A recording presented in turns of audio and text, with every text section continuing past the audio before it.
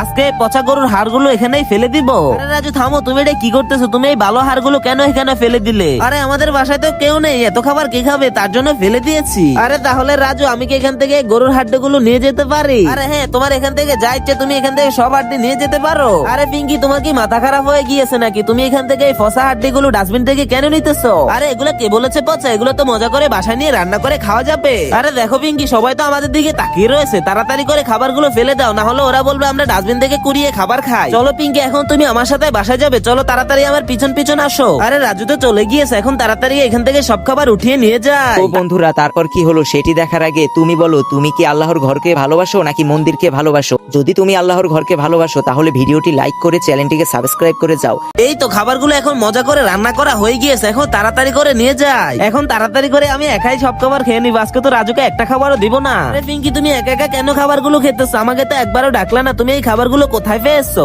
আরে এই খাবারগুলো তো আমি ডাস্টবিন থেকে কুড়িয়ে নিয়ে চলে এসেছি, এগুলোকে মজা করে রান্না করেছি। আরে দেখে তো মনে হচ্ছে না এগুলো ডাস্টবিনের খাবার, চলো আমি একবার খেয়ে দেখি। আরে বাহ পিঙ্কি, বেশ মজা লাগতেছে তো।